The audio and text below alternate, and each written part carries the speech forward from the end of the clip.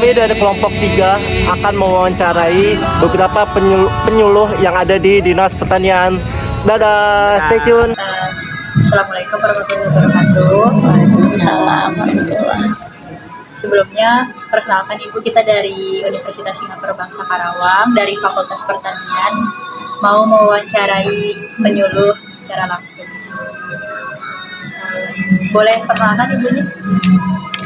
Ya, saya penyuluh pertanian Kabupaten di Karawang di Dinas Pertanian dan Ketahanan Pangan Kabupaten Karawang. Nama Sinta Resdiana.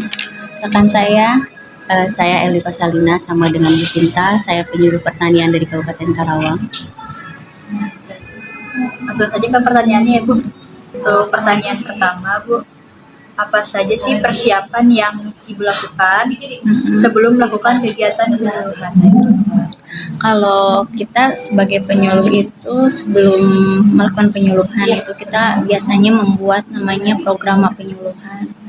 Program penyuluhan itu sebagai pedoman kita dalam bekerja sebagai penyuluh di lapangan. Nah, isi program itu ada IPW namanya. IPW itu identifikasi potensi wilayah. Jadi sebelum kita melakukan penyuluhan kita mengidentifikasi dulu potensi yang ada di wilayah binaan kita. Misalnya di desa A, kita gali potensinya apa, masalahnya apa, keadaannya seperti apa. Nah, dari situ kan mungkin terlihat gitu ya, ada masalah apa di wilayah binaan kita, di petani di wilayah tersebut. Lalu kita susun namanya program berdasarkan IPW itu. Dari program itu kita buat RKTP. RKTP itu rencana kerja tahunan penyuluh. Jadi untuk kegiatan penyuluhan kita berdasarkan dari IPW tadi, dibuatkan program dan RKTP. Dari RKTP, jadi sebelum melakukan penyuluhan jadi ada materi apa sih yang dibutuhkan oleh penyuluh. Nah, nanti kita buat namanya LPM. Jadi RKTP itu lembar persiapan menyuluh. Jadi sebelum melakukan penyuluhan itu kita buat LPM dulu. Jadi biar penyuluhan kita tuh sesuai, tepat sasaran, tepat tujuan yang dibutuhkan petani. Mungkin tambahan Bu El, nomor 1. Yes, materi ya Bu ya. Jadi di lembar persiapan penyuluh itu kita sudah menentukan dari jadwalnya, terus juga timingnya gitu, berapa kita openingnya, berapa sambutannya, kemudian materinya berapa menit, tanya jawab sampai evaluasi situ ada. Jadi semua yang berkaitan pada penyuluhan hari itu disiapkan di situ ya Bu Sin ya. Dilanjut yang pertanyaan kedua ya. Jenis masalah apa yang sering terjadi yang dihadapi petani sehingga memerlukan penyuluh? Kalau Banyak sih ya, umumnya banyak ya gitu. Saat ini banyak banget gitu masalah yang dihadapi petani, dari mulai jadwal tanam yang tidak serempak akibat golongan air ya sekarang gitu. Nah, terutama untuk daerah-daerah yang di golongan air 4, 5, 6 ya. Ujung-ujung ya. Yang ujung-ujung itu biasanya bermasalah dengan golongan air. Terus yang kedua, yang saat ini sedang booming ya, OPT-nya itu tikus. Itu juga sangat mengganggu, OPT tikus dan pengerek batang ya Bu Sin ya. Di mana 3 musim kemarin itu gagal panen diakibatkan 2 OPT tersebut. Kemudian yang ketiga, masalah yang dihadapi petani itu biasanya pupuk ya. Karena memang dengan aturan yang baru sebenarnya memudahkan petani ketika terdaftar di RDKK, tapi juga menyulitkan petani ketika memang tidak sesuai dengan data di RDKK. Kemudian selanjutnya modal ya Bu Sin. Karena kebanyakan petani ketika gagal tanam otomatis dia udah gak punya modal ya gitu. Nah, itu biasanya kesulitan yang lumayan ya Bu Sin ya gitu. Ya, makanya itu udah mencakup ya mencakup semuanya gitu. Pertanyaan selanjutnya yaitu Bu, bagaimana langkah-langkah penyuluh dalam menganalisis dan menentukan solusi terhadap masalah-masalah yang dihadapi oleh petani? Tadi harusnya langsung ya.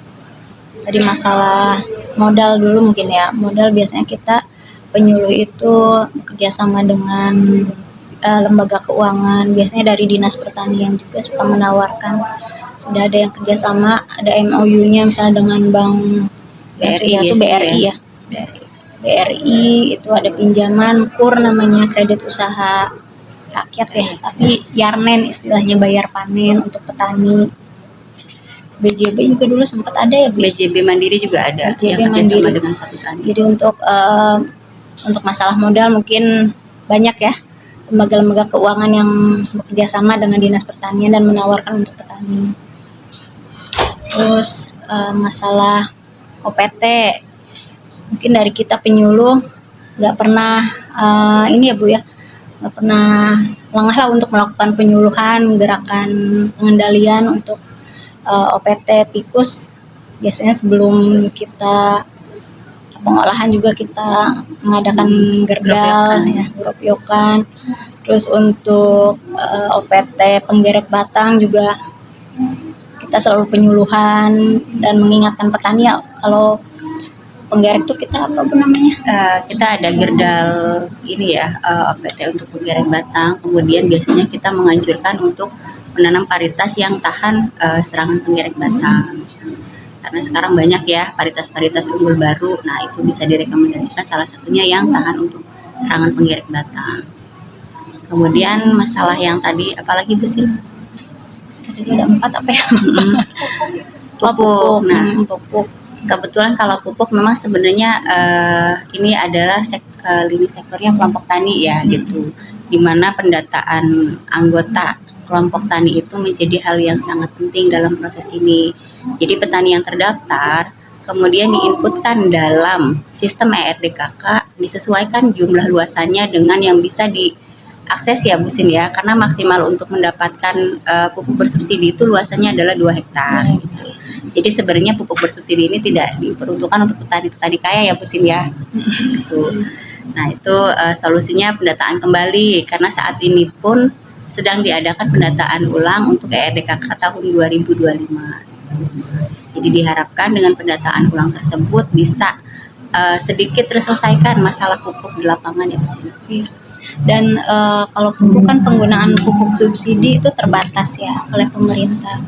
Kita juga dari penyuluh menganjurkan menggunakan pupuk organik. Kadang kita melakukan penyuluhan ya penggunaan pupuk organik membuat sendiri pupuk organiknya oleh petani. Gitu.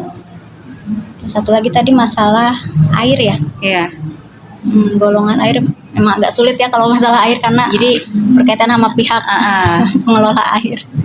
Jadi sebenarnya gini, dengan adanya penggolongan air awalnya itu diharapkan dapat menyelesaikan gitu masalah-masalah yang ada di petani terutama yang berkaitan dengan air ya. Tapi pada kenyataannya dengan adanya pembagian golongan air malah jadi masalah baru ya Bu Sin ya. Di mana yang depan gitu golongan 1 2 3 itu bisa 2-3 kali tanam, bahkan mungkin ada yang kena program IP 400 ya Bu Sin ya. Berarti dia itu harus menanam 4 kali dalam 1 tahun gitu.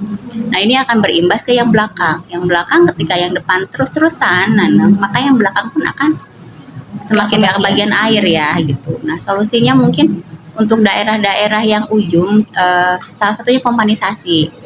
Itu bisa menjadi solusi dengan catatan jika sumber airnya ada ya gitu. Kemudian yang kedua dengan embung ya Bu Sin ya gitu. Jadi ada beberapa daerah yang dari mulai tahun 2022 itu sudah dapat program embung ya dari Kementerian Pertanian. Diharapkan dengan adanya embung-embung di daerah-daerah ujung, misalkan Pakis Jaya, terus daerah Tegalwaru, Pangkalan ya gitu. Itu bisa mengantisipasi ketika adanya musim kemarau. Lanjut ke pertanyaan selanjutnya, apa aja sih program atau metode yang dilakukan oleh lembaga ini dalam memberdayakan petani? Program metode penyuluhan Bu Sin yang digunakan saat ini masih kebanyakan metodenya klasikal ya gitu. Karena petani itu kan kebanyakan memang yang banyak diberdayakan di daerah-daerah hilir ya. Terus juga rata-rata umurnya itu sudah lanjut ya Bu Sin ya gitu. Jadi biasanya kita klasikal gitu, metode penyuluhan biasa, tatap muka, ceramah, diskusi, ada juga demplot ya Bu Sin ya. Kita ada praktek juga untuk pembuatan misalkan ketika kita bikin pupuk organik, pupuk hayati itu praktek gitu. Terus kalau misalkan untuk menerapkan teknologi kita demplot. Kalau transfer ilmunya melalui penyuluhan biasa, klasikal, tanya jawab, diskusi, ceramah ya. Ya kalau misalnya kita kan sebagai penyuluh ya, metode penyampaiannya pasti penyuluhan, diskusi, ceramah, praktek. Tapi kalau dari dinas sendiri suka ada program ya, khususnya bidang penyuluhan itu ada namanya BIMTEK Ya, untuk BIMTEK. petani. Misalnya BIMTEK untuk kelompok tani atau SL sekolah lapang itu untuk kelompok tani suka ada. Gitu. Tapi tetap nanti kita sebagai penyuluh yang penyuluhan ke petaninya. Gitu.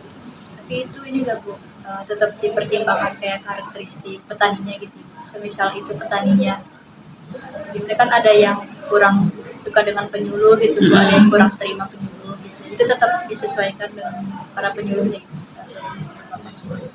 Kalau kita misalnya ada program tentang penyuluhan pupuk organik misalnya, kita tetap laksanakan ya tanpa melihat misalnya petaninya ada yang mau atau enggak, kita suka laksanakan atau aja gitu. Perintah gitu ya Bu. Tetap kita laksanakan, nanti yang hadir kita tetap undang, tetap adakan ya, nanti petani mau terima atau enggak ya Masalah tetap penerapan laksanakan. balik lagi. Itu pernah terjadi tuh selama Iya, contohnya kita praktek pembuatan pupuk organik nih. Awal-awal mungkin mengikuti ya petani, tapi setelah dilepas ya nggak ada yang menerapkan ya, agak susah gitu lah.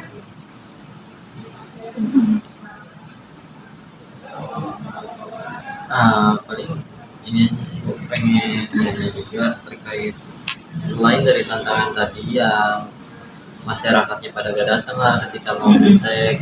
Nah, ada gak Bu selain dari itu tantangan-tantangan ketika melakukan penyuluhan ke masyarakat?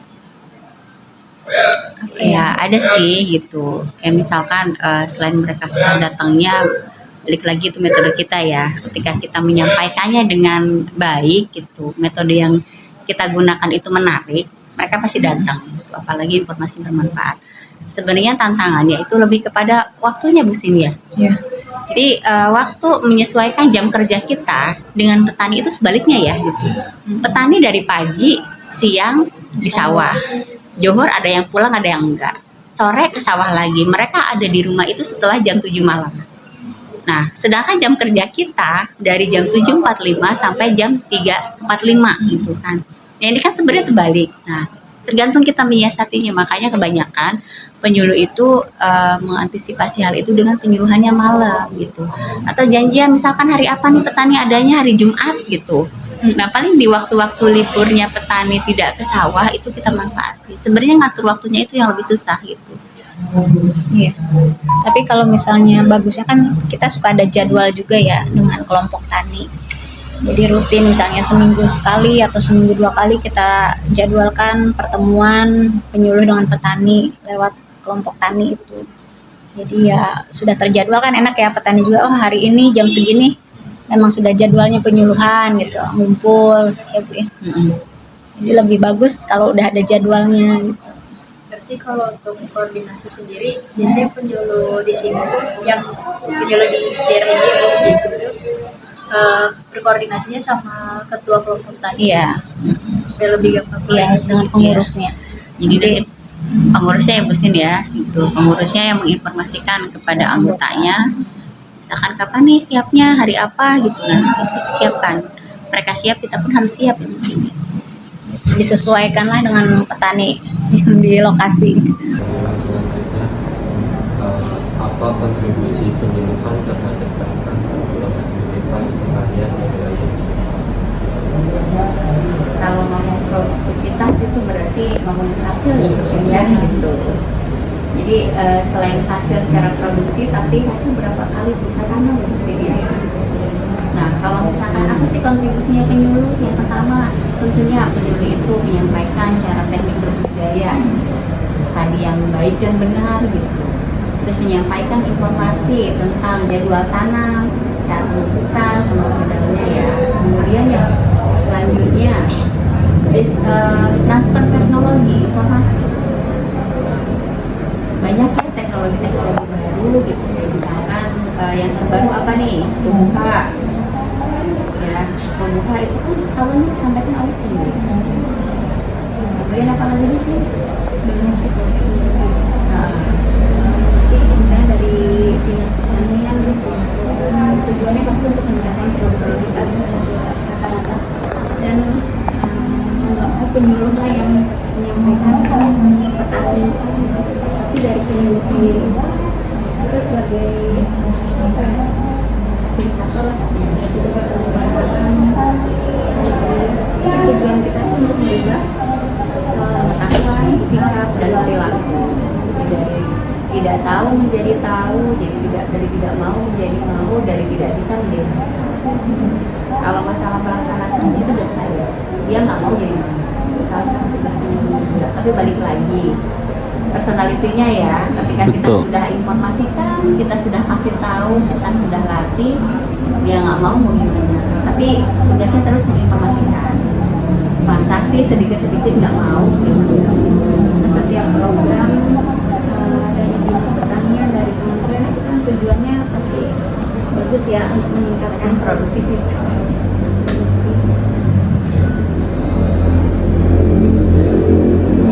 Apa upaya lembaga dalam memperkenalkan teknologi baru atau inovasi terhadap petani di sini? Upayanya salah satunya Bimtek ya, Bimtek bisa juga melalui online dan offline ya, karena Kementerian Pertanian sendiri saat ini banyak Bimtek online, diklat online ya, jadi selain itu Demplus juga gitu, dan didampingi oleh penyuluh ya. Jadi selain penyuluh dari Bimtek, petani dari Bimtek, kemudian melakukan depot di lapangan. Terus di depot ada bantuannya ya, ada bantuan yang lebih ya sebagai penyemangat lah ya. Kan memberikan contoh, nanti harus ada bukti juga nih yang bisa mengikuti.